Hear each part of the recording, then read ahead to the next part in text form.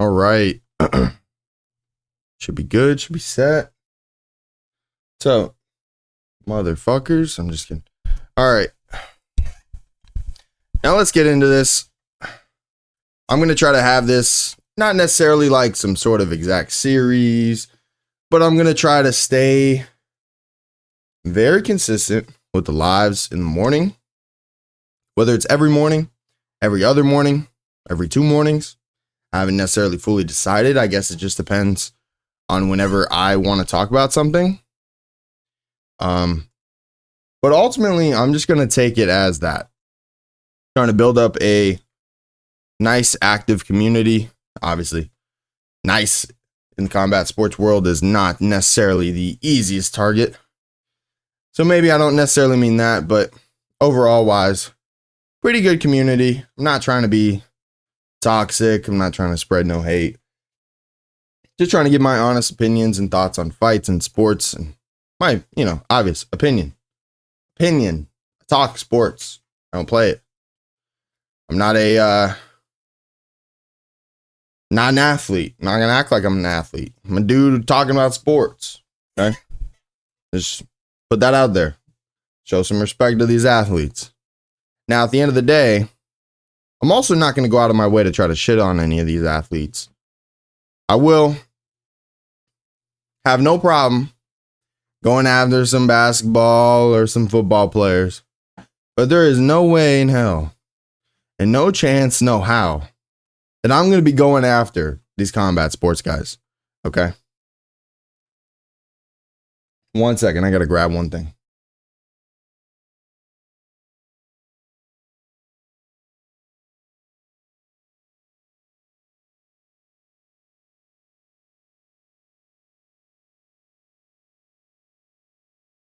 Now, I do have my walking pad.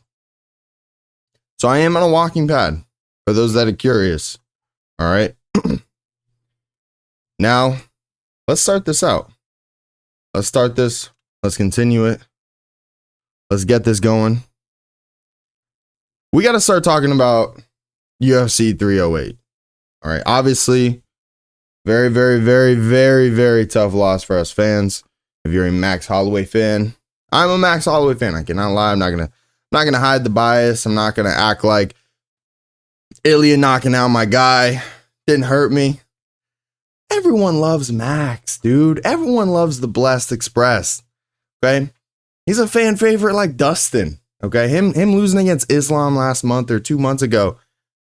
Who wants to see that unless you're an Islam fan? You know what I mean? And there's nothing wrong with Islam other than some questionable shit in the camp with the testing positive with multiple people in the area. Just put that out there. And then his got rescinded, and then he was given a gold jacket by Nowitzki. Didn't really seem very right, to be honest with you. But I'm not really here for that. Overall, Ilya earned my respect. You don't necessarily have to earn my respect. You got my respect as a fighter. But to talk the talk, to walk the walk, to do what he did against Max Blessed Holloway. I mean, that's not no easy task. That's not just some walk in the park. The dude is the biggest in the division, was the boogeyman aside from Volk. I mean, he was going through every single contender, and they were hoping that he was not going to face Ilya before Ilya got to Volk because they were worried about him beating Ilya before Volk had another challenger. I mean, let's not act like that wasn't a reality before he faced Volk. That's true. Volk asked Max, do not face Ilya. I want Ilya. Leave me Ilya. And then Ilya took the belt from Volk. Now, it seems like we're probably going to get a rematch there. But I'm not going to go into every little detail just yet because I have some fights I want to talk about before we get there. And let me change the damn title. I did not change the title on the stream. There we go. That's probably a good idea. It's not the UFC 308 main card. Need to get better.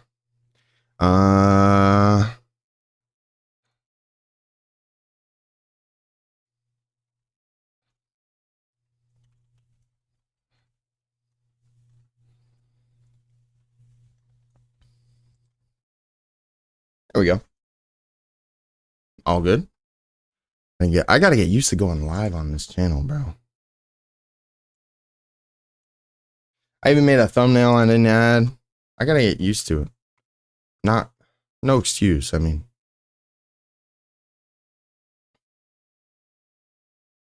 okay. All right. Anyways, back to what I was saying. At the start of UFC 308, because I watched the first fights live on stream, hopped off, made some food for my girlfriend and I, did some stuff, hopped back on for the main card. Sadly, we just missed my reaction to Max getting dropped because I had to go do a job. So, couple of moving parts there. My apologies. You know, we'll try to get that situated. Wasn't necessarily. It was like a last second. Client asked me to work, sort of deal. Anyways, overall, the first fight, Renat, what was it? I don't want to get this wrong.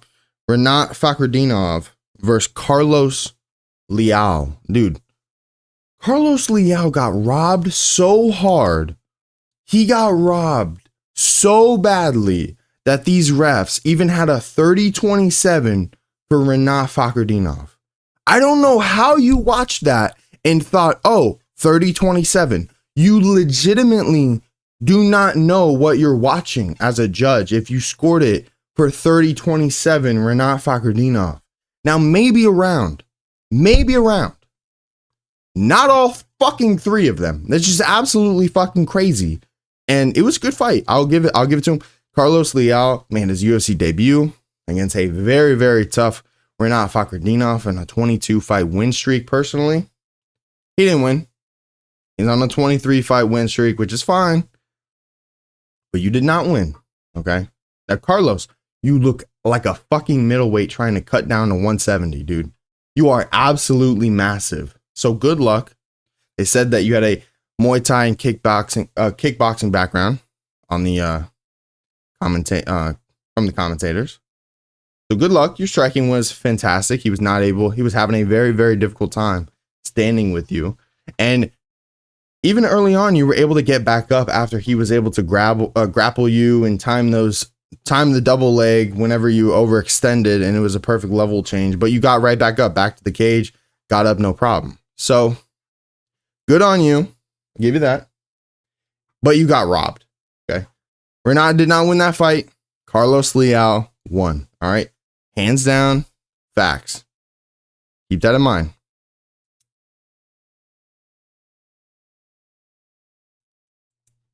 Now, I think I had just missed it, but I watched it back.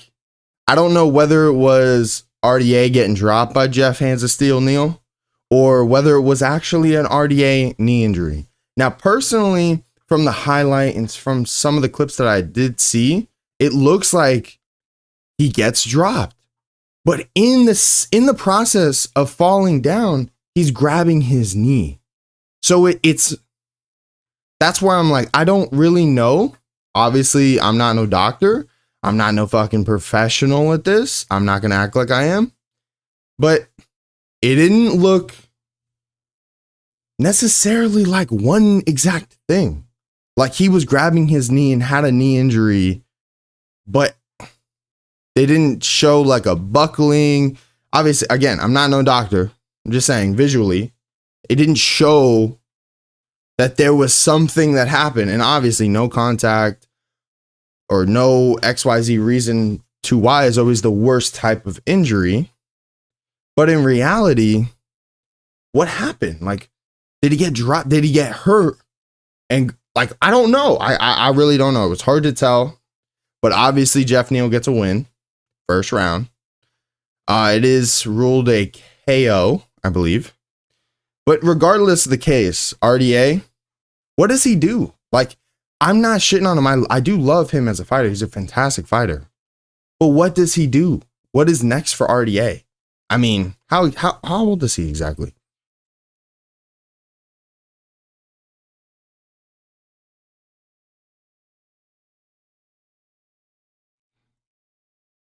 He's 40 now. And he's a very, very good fighter. But you're 40, dude. We need to start figuring out something away from the sport. And again, you're a great fighter, but you also, ever since you lost the belt to Eddie, have been a tweener between 55 and 70. And I'm not blaming you. Okay. If they had a 60-65 division, you would be in that bitch fucking them up. Don't get me wrong. You'd be a killer in that division.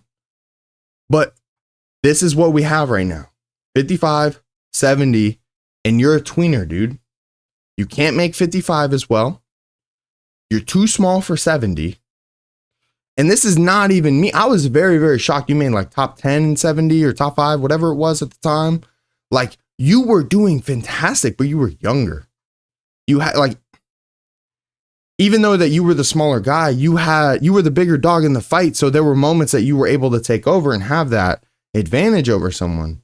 But overall, you're older, you're smaller, you're giving up that size advantage. It's not an easy task. You're asking a lot from not just yourself, but your body. And dude, how many people are going to the fucking Fountain of Youth at 155 and 70? Okay. Sorry, but that's literally the two main divisions that have that statistic against them. 70 and below, anyone over the age of 35 fighting for a belt against a younger opponent is like 1 in 21 or whatever the crazy fucking stat is. It's insane. Yeah. So I don't know what he does next. Not saying I want him to retire, but damn, RDA, I feel for you, bro, because I like and do enjoy watching you fight. But being a tweener, not being able to make 55 like you used to, being too small for 70, because some dudes are cutting from like 200. You're asking a lot, basically, is my opinion.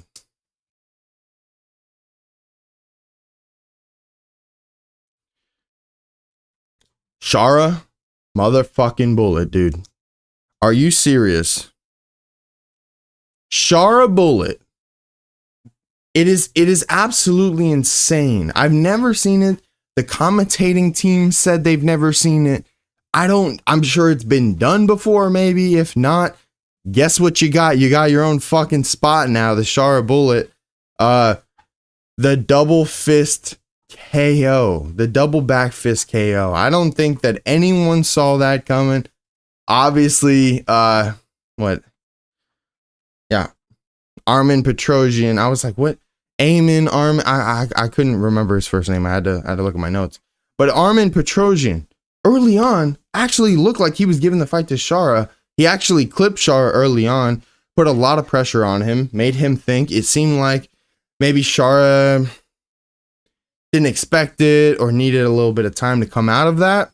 And overall, he did. He showed. He's like even though it wasn't a crazy amount of adversity, the small adversity that Shara showed that he had gone through with Armin Petrosian, and they had trained together. So they knew who could win this bout.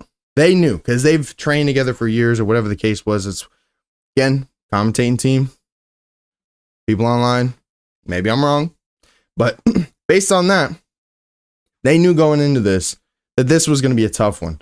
Armin was 9-3, 9-4 now. And Shara keeps his undefeated streak, and he got an insane highlight knockout with a double fist KO or double back fist KO that we've never even seen before. It's fucking crazy.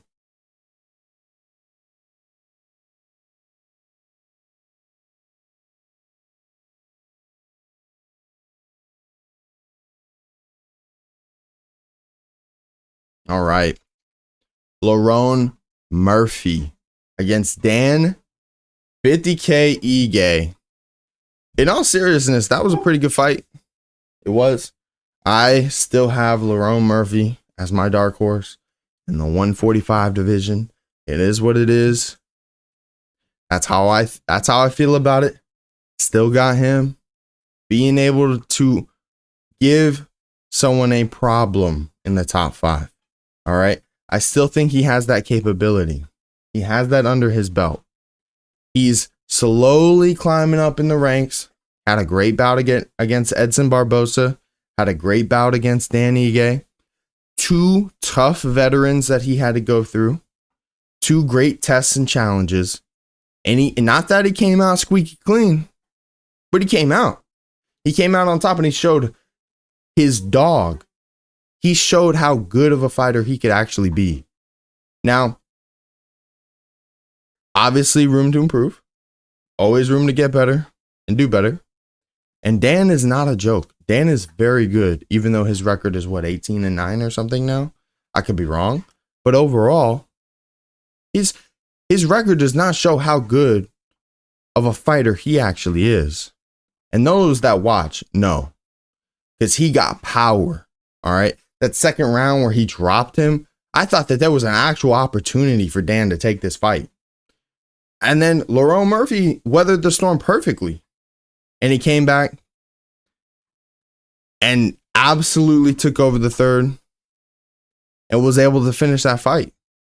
Now, I don't remember the exact scorecards on the night. I don't think it was a 30-27 overall, but a 29-28. I'm not exactly sure. I'd like to go back and see that. But overall, Lerone Murphy gets a great win over Dan 50K Ige over in Abu Dhabi. And we'll see what his next challenge is, to be honest with you. I would like to see him get in the top 5. I would. Or not top 5, top 10. Let's start giving him some more challenges.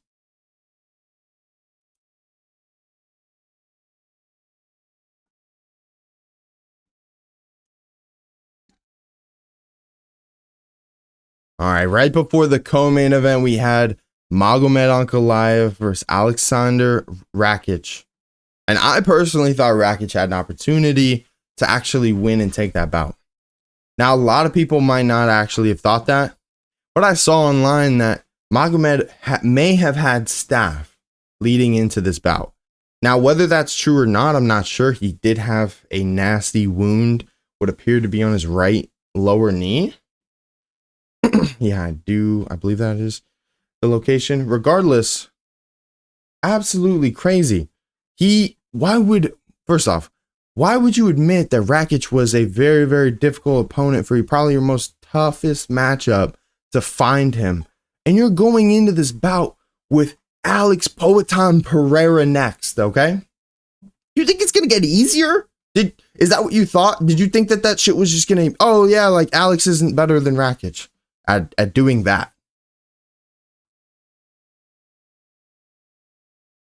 And yeah, and then all this shit that you're talking to Poatan. And Poatan's the only one out here being active, whether he's sick, injured, broken toe, coughing up some, like, who cares, dude? Poatan's out there showing us the people, the fans, the ones that pay for the fucking pay-per-view. Hey, unless you're doing them online streams, okay? All right, no talking. But regardless, Magomed Ankalaev had, not saying Rakic is an easy walk in the park, because I actually had Rakic. I thought he was going to win that. Rakic, healthy, great camp, he looked massive. He's back. Fucking crazy, okay?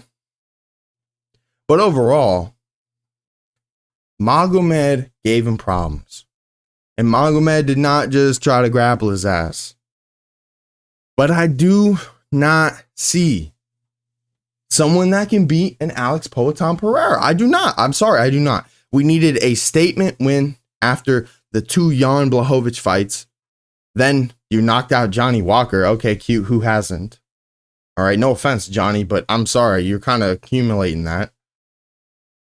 And then you got to win over Rakic. Rakic just lost to Yuri, who then lost to Alex twice. So it's like, who have you beaten?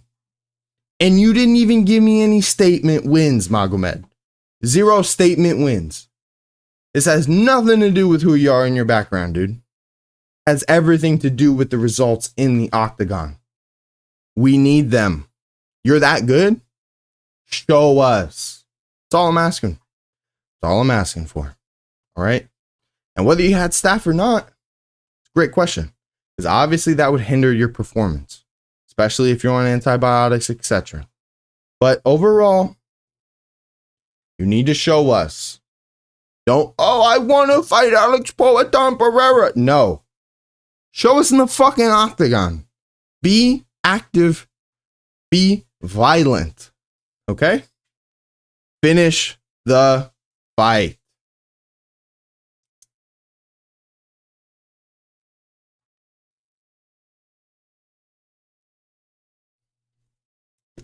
I can't lie. The next one, this one, I mean, it's kind of along the same lines of a Max Holloway to me. It's sad. What's up, Ben?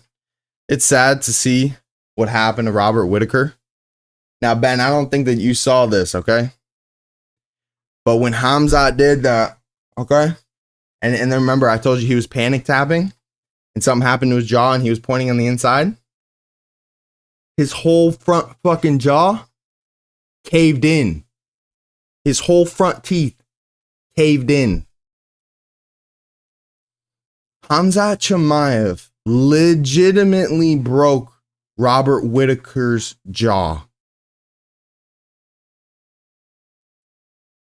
with that neck crank. Like, legitimately broke his jaw and caved in his front, like, 3 or 4 fucking teeth. And not just his teeth, but the whole jaw just caved in. Insane power. Insane. Very disgusting. Don't get me wrong. I had to keep scrolling. I couldn't see that very much. Very, very disgusting. But damn, the power that Hamzat Chimaev possesses. I don't know who's going to actually beat him. You know, like Sean Strickland, DDP. That's what's next. That's what's going to happen. That's already signed, sealed, delivered. They're finding a location in February, January. All right. Bro, it wasn't just his whole fucking jaw fell in. It fell inwards. They took a photo. I'm not telling you to go look it up. This shit's disgusting. I promise you, it was more than 2 teeth. Pretty sure it was 4. At least. Very disgusting. Regardless, Hamzat Chimaev, Sean Strickland, DDP, how do they stop him? Because if they don't stop him, obviously he's going to get the belt. So then who beats Hamzat Chimaev? Is Bo Nickel the man? Is No Bickle the guy? The Penn State All-American undefeated wrestler for about 3 years, 3 or 4 time national champion. I'm talking absolute monster. It's a very, very good question. Can he be the guy to take over Hamzat Chimaev? Now, let's say Sean Strickland beats DDP. Then we have the backstory of those two training together in Vegas at Extreme Couture with Eric Nixick. And Sean Strickland legitimately telling Hamzat Chimaev how dangerous and how much of a beast he actually is. So they've already sparred together. They know how that could go. We've never seen Sean Strickland have a legitimate wrestling bout in the octagon. He's very much teep kick. You know, like, I'm not, trust me, this guy's from Chechnya and Dagestan, only train, pray, sleep. How can you beat a guy like that? Insane discipline, insane mindset, motivation, determination. I mean, all of it together. Now, right now, he is in the UAE. All right. He's been in Abu Dhabi for, I think, a year.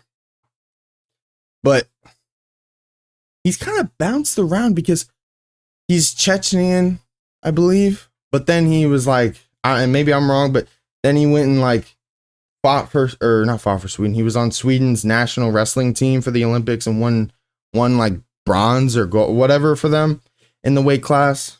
And then announced his citizenship and then went and is with you. I don't know. It's a whole lot of things. And I can't lie to you. As much as I do love and respect Hamzat Chimaev as a fighter, I cannot as a man. as a person. And that's because you're going to go ahead and just steal money from all your fans in crypto scams. It's very, very sad, very disappointing, but I can at least separate the two. The fighter, the person. You can be a tremendous athlete and still be a piece of shit. So it'd be one thing if he didn't legitimately scam all of his fans. Yeah, he put out a Smash crypto token. They boosted it up. And then they pulled the motherfucking rug. And then the worst part is he had someone else apologize on his behalf on his social media. So as a person, I can't necessarily get behind you. Okay, especially when you're not only scamming people, but you're scamming the people that put you in the position that you are in now to scam them. That's like the craziest thing to me. Is like, these are the people that helped, supported you, get to the position that you're at. And then you said, hey, let's all do a crypto token. And then took that shit. Happens a lot, but I didn't know he did it. Damn. Yeah, it was probably the only one in the MMA community, at least that I know of. But it's very, very fucked up, personally. And I can't do that. So either way, him, DDP, him, Sean Strickland, he's a fantastic fighter and amazing, amazing athlete. So can't take nothing away from there. And I know he's also going through a lot with his son. Apparently his son has some kidney surgeries or something he said in an interview. So I hope all's well with your kid. Hope he's healthy. Hope everything goes great. Nothing against you there. But I cannot support you stealing from your fans. Just can't do it. Now the main event. Main event. I said this at the start. I said this in the Discord. Ilia Topuria has proven me wrong. He's made me eat my words. Not that I even said much bad about him. But Max Holloway, dude. Max Holloway. That's the first time, technically his first knockdown. Technically the only time he's ever been finished in a fight. Ilia said what he was going to do. He did it. You can do nothing but love and respect that. As a fan, you don't have to be a fan of them, but to be able to put that type of pressure on yourself to say, hey, I'm undefeated. I got the belt, buddy. I'm going to knock you the fuck out. You've never been finished, but you're going to eat the fucking canvas tonight. And do it. Obviously, those aren't the words he said. But to do that, and not just do that against someone, Dennis Seaver, you know what I mean? All right, Connor. I'm not, or a Chad Met, you know what I mean? Max Holloway. Max Holloway. In his prime, still at the top of the food chain, not someone on the way out. Not someone on the way down. Max fucking Holloway.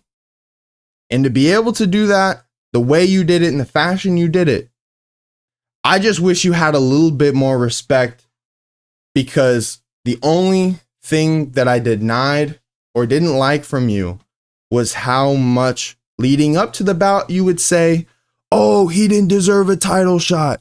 Oh, he's running from this. You legitimately said no one deserves to fight you after you won the belt. And then didn't want these fights until Max did what he did against Justin Gaethje. I guess ultimately that is my biggest pet peeve, is you're going to say that none of these up-and-comers or contenders or people that are challenging for the belt and going through rankings, etc., they don't deserve the chance. But then he said he's running from him. And then that would probably be my only pet peeve against Ilia, is if you were just as respectful as you were after this win, hugging up on Volk. You're the best. You're the best. That type of person I can get behind. Now, talking shit is one thing, but saying lies and with the bullshit is another. All right, Ben, go eat some lunch, bro. Enjoy. Appreciate you, man. Let me know what you're gonna eat, dude. It's fucking 9:30 here. Anyways, Ilia Topuria, if you just kept the same energy instead of like, I guess ultimately fucking teetering on whether he deserves a fight or whether you actually wanted to fight him or he was scared or I mean, possible chicken, dude. That's a great fucking bot. Now you're making me hungry, dude. But the up and down with the decision of whether he can or cannot is probably the only thing I did not like from Ilia. But other than that, he's the only dude to be able to do what Conor did. And I'm not even trying to draw the comparison or say he's better or has a bigger, none of that, okay? But to call your shot, to say you're going to do something, to say, hey, first or second round, and not just anyone. You knocked out Volk. You knock out Max Holloway. You clip 2 legends. You might start to become a legend. That's how I see it. Now, again, can do nothing but love and respect the talent, the determination, the appreciation, the drive that Ilia has, being 16-0, saying, oh, when they gifted him the number 15 Real Madrid jersey, he said, oh, you should have gave me 16. The little confidence. I love that shit. That's what makes me the fan. But when you do he doesn't deserve a bout on the bet, bro, clear up the division like you're doing and we'll talk. Okay? Ultimately, obviously, he lives his life. He don't worry about what the fuck I think. Okay? We all know that. That's reality. But man, I would appreciate it if you kept the same energy throughout. Either have some respect after these bouts and not necessarily act like they didn't deserve the opportunity. Because now you can say that. But Max did deserve that opportunity. He didn't even have to go and face Justin Gaethje and go and do a fucking side quest and go get the BMF belt. Okay? He didn't have to do that. You should have gave him that opportunity. Ultimately, you should not have been afraid, or not necessarily afraid. You shouldn't have been running from that. You should have welcomed it personally. Now, who does he have? Brian Ortega? Diego Lopez? Probably Diego Lopez, the only one that I could think. Yair Rodriguez. He already went through Josh Emmett. Went through Max Volk. I mean, I guess Volk rematch, because that's what they were saying right after the bout. But how does that go? Is it going to go in Australia? Most likely not, because Ilia Topuria mentioned that. Why the fuck would I give him? Why would I give him that advantage? That makes no sense for him. And I do agree with that. One sec, I gotta put my phone on the charge.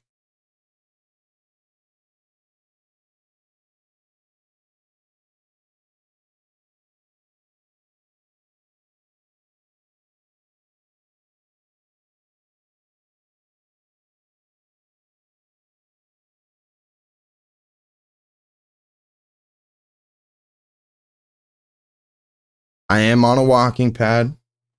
My apologies. So, just saying. But Ilia Topuria, Diego Lopez is probably the only dude that I can think of that is next in line. Like, we need some more activity from the 45ers. And that's why I also like Lerone Murphy getting an opportunity in the top 10 and the top 5. He's shown that early on in the top 15, the low top 10 of the rankings, to go through Edson Barbosa, to go through a Dan Ige, it's not easy. It's not an easy task to accomplish. So give him a top 10. We need some change in that top 10 because the 45ers now, after, let's say Ilya beats Volk again, Max doesn't just get another opportunity. That doesn't seem right. Okay? So what? Does Volk get the rematch and then we get a Diego Lopez Max Holloway? Or a Diego Lopez Yair Rodriguez? Because he just went through Ortega. I mean, ultimately there needs to be a shakeup. Does Ilya do a side quest with Islam at 55 after his second defense if he gets through Volk? Or does Volk do what everyone thinks he cannot and actually get the belt back past 35 years of age? Because remember, I said earlier that every fighter under 170, it ain't looking too hot with that record. I think every fight, any fighter over the age of 35 who's a champion facing or challenging for the title, facing a younger contender or champion, is 1-25 or 1-21 or whatever the horrible record is. But overall, that's not looking too great. That record, I know, stats and numbers don't mean everything. So that record and ratio doesn't really mean shit when it comes to Volkanovski, the person, the man, But overall, you're going against a fucking 27-year-old Ilia Topuria who's in his prime, who just knocked you out, who just knocked out Max Holloway, who's got the most confidence in the world, who's doing what he says he's going to do and does it. I mean, again, not drawing comparisons, not comparing the two because they've already compared the tattoos and everything else and the fans and the saying he's a fraud. And that's cute. That's fine. Whatever. He's producing. That's all that matters at this point. Production, wins, losses, how you do it.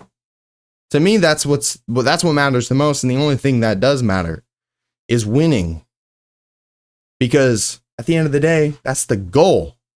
So when I see these fighters, when they're grappling and they're holding on to motherfuckers and not trying to go for a submission or go for any ground and pound, it literally drives me insane because what's the point of fucking fighting? To hold him? You do all this to hold him? Attempt to finish him and win the fight. What's the fucking problem? Now, that is why fans like an Ilia Topuria. Even though he has the wrestling and the submission background.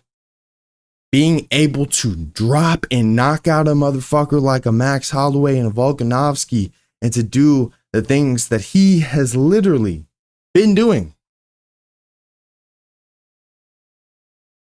How many people are doing that? That's why you have to love and respect it. Was I a fan going in? Obviously, as a fan, fan of his work, fan of him in the octagon, of course. I'm going to watch him fight. Did I like Max Holloway more? I did. I thought Max had an opportunity. Ilya shocked the people, the fan base, and really proved who he was and that he really is who he is and who he says he is. Because that's important. He definitely has that belief and confidence behind him. Now, what is next for Max Holloway? The BMF belt? Does he go and defend that? Now, Ilya's saying that he's got the BMF. He's holding both belts and he bought his off fucking Toys R Us. I'm just kidding. Like UFC site. But the BMF belt wasn't on the line. So technically, Max can go defend that against anyone that he decides to. I guess. I really don't know how they're going to play around that because it was supposed to be just for Jorge Masvidal. And then they brought it back. And then Max got it off Justin after him and Dustin fought for it. I really don't know what they're going to do with it. It's very, very questionable. The other thing that I would say is, does he go up to 55 or does he still stay at 45 trying another shot at the title? And I'm not saying he can't get the title at 45, but we need to see some evolution. We need to see some growth in Max. Okay. And I think that's where I'm gonna leave it for the UFC portion. I do want to talk about a little bit of the PFL fights that happened the previous weekend. Just give a couple of thoughts on that, and probably wrap up and end. So, put my timestamps down here. So overall, PFL, or I think at the end of it though, conclusion for UFC 308. UFC 308 was pretty good. Okay, it was a great card overall, top to bottom, other than the Renato Fakrdinov decision. All right, but with the PFL super fights, I never really got to give my thoughts on it. I want to just talk about that real quick. Paul Hughes win over AJ McKee. I'm not saying that people didn't think he had a chance, but man, that was his biggest test to date, and the result and the execution of his game plan to say, I want AJ McKee's head on a fucking stick, and then go in there and to do what he did. Those knees that he timed were perfect up the middle. And then he dropped AJ McKee at the end of the first, and he got saved by the bell. Paul Big News Hughes is a big fish in a small pond, and the PFL Bellator bullshit is not going to be big enough for him. They do not know how to promote that kid. They are not going to know what to do with him. He is going to be way too big of a star for them to handle, and he's going to dip out on them. I'm calling that right now.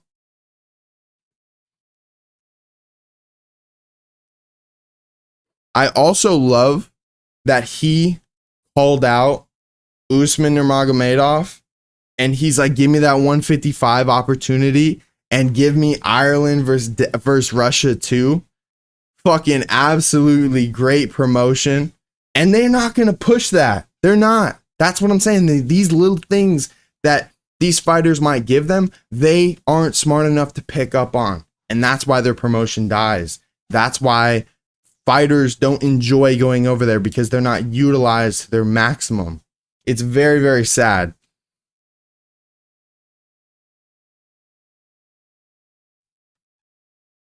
Eblen over Edwards. All right. I wanted to talk about this because Eblen, low-key, man. Low-key, you let me down, dude.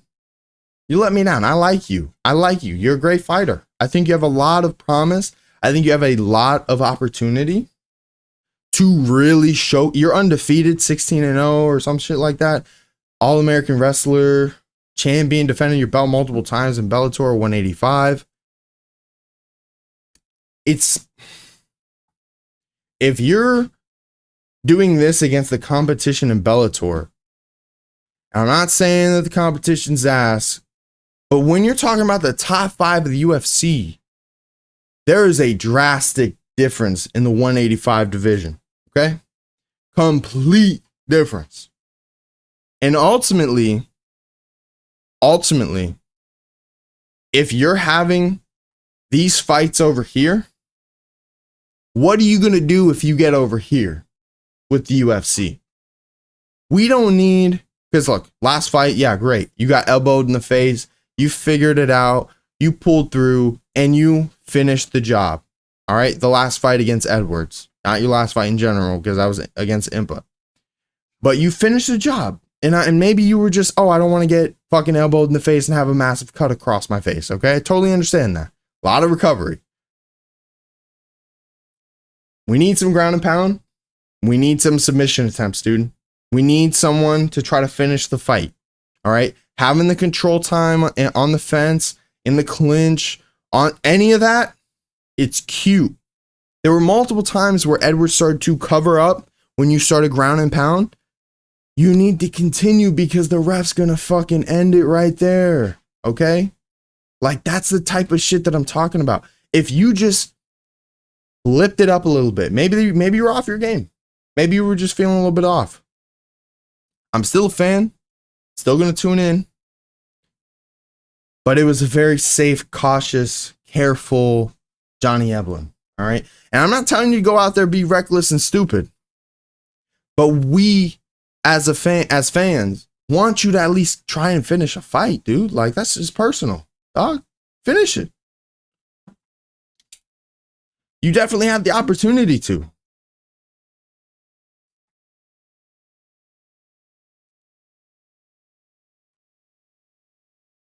Cyborg versus Larissa Pacheco. I was watching going into this. I'm like, how the fuck is Chris Cyborg such an underdog? She's got every championship in every single promotion and only really lost to Amanda Nunes. Obviously, she has, whatever on her record. But like, she's so fucking dominant. How was she an underdog against Larissa Pacheco? I don't give a fuck if she beat Kayla Harrison. Kayla Harrison beat her twice. Twice, dog. I'm not saying that Kayla Harrison's beating Cyborg, but that's a closer matchup than Larissa Pacheco, dog. That just be reality. And we don't need to try to get this fake fucking bullshit sell from Greg Hardy and every other fucking analyst over there at the PFL. No offense, Randy Couture. Y'all need to improve your shit, please. But to say that Pacheco is, she's a younger version of Cyborg. Let her be herself, man. Let's not put her in this fucking category. Let's not. Let her be herself. You need to make your own stars. And to me, it made no sense. I mean, I love sports. I love sports. I got a huge background in wrestling, like WWE type shit. Huge fan growing up. Got a lot of knowledge. Huge American football. Okay? For the real football. NBA basketball. And I'm getting better at the combat. All right? I would say that's like the newest of the sports, the last whatever years. I'm pretty confident in my knowledge, but obviously there's always room to improve. I'm not going to act like I know everything. But ultimately, the reason I'm saying that is because back in the day with WWE, WWF, when they merged with WCW, just like PFL and Bellator, okay? This is the reason I'm bringing it up. Vince McMahon, even though that there were some superstars from the WCW that did have some power and they were obviously, utilized and pushed, but he always made sure the WWF, WWE dudes looked better, or at least were pushed better, or whatever. And I'm not saying to have a bias, okay? Don Davis and whoever at PFL, I'm not. But with the commentating team, why would you not at least try to build up your star in Larissa Pacheco? That's what I'm saying. Build up your homegrown star who beat your other star who's in the other big promotion. That's where I'm just like, there's fucking absolutely zero thought process in how you're building these people and how you're portraying them, how the fans can see them, how they're anything, dude. Any of it. The perception of the fans might not be reality, but it's their reality. So you need to put in their minds, us, that she is a great and a big star. Not, oh, she's Cyborg 2.0. Let her be her own fucking person, dude. That's the commentating team, the analysis, the whole broadcast. Every time I watch the PFL pisses me off. All right. You can already fucking tell how fired up I am, how much they piss me off. Shit, it makes no sense sometimes the shit they do. Makes no sense. The last thing I'm going to say, then we're going to end it. It was a great, not saying first stream because I've streamed a couple times, but I guess in this setting like this, we're going to have some consistency with this. So it's nice. Ultimately, with the main event, Francis Ngannou gets a win against Renan Ferreira. And the reason I want to talk about that mainly is because how much of a fucking year Francis Ngannou has had to deal with. He's gone through so much personally and publicly. I mean, he lost his son, Kobe, RIP, man.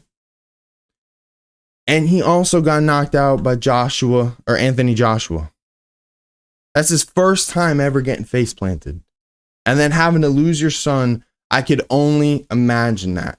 All right? I don't want to. My heart goes out to the man. And at the end of the day, you got it done.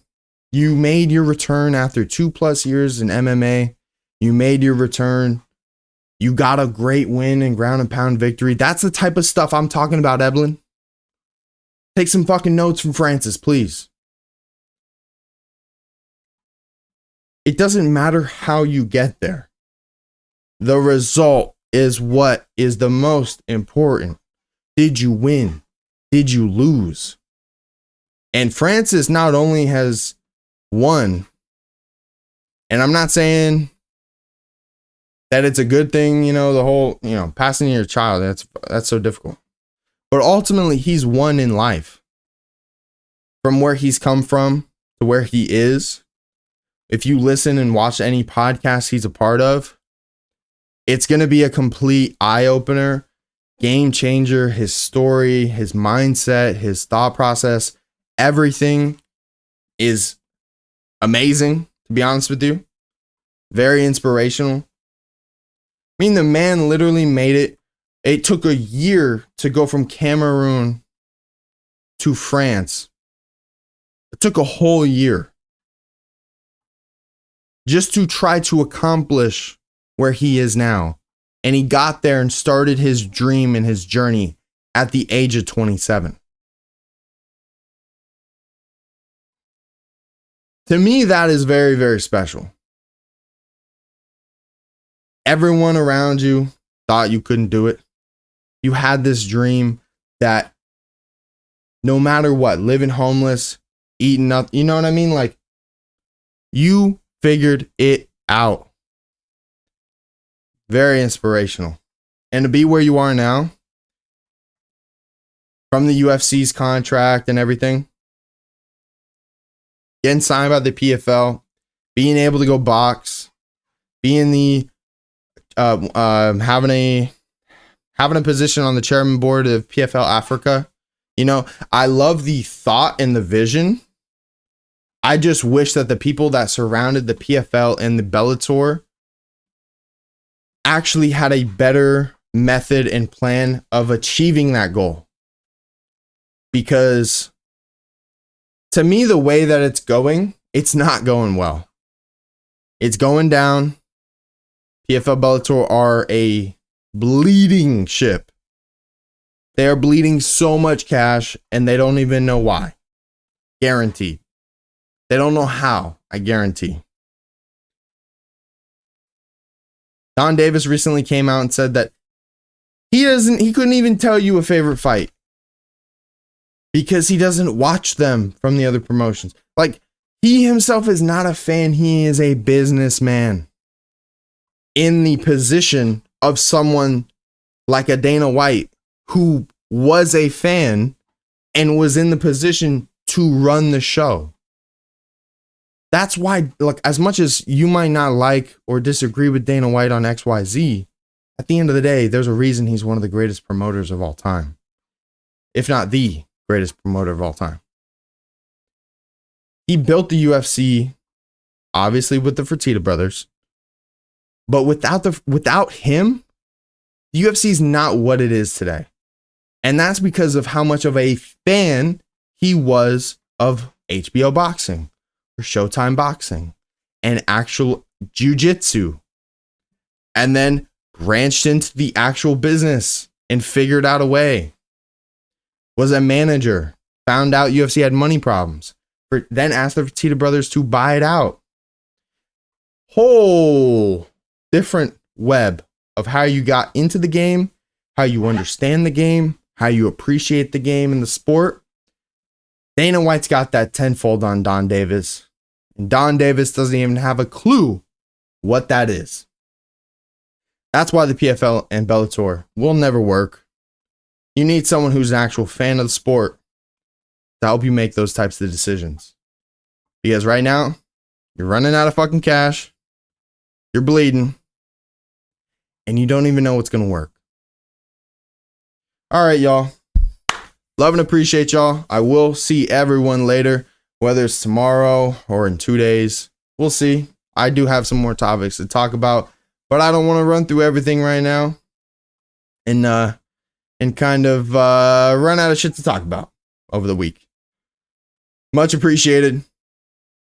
Thank you for the support. This is the start of a great journey. So, see y'all. Have a great one. I'm going to be posting this as clips and videos. That's why I get the timestamps.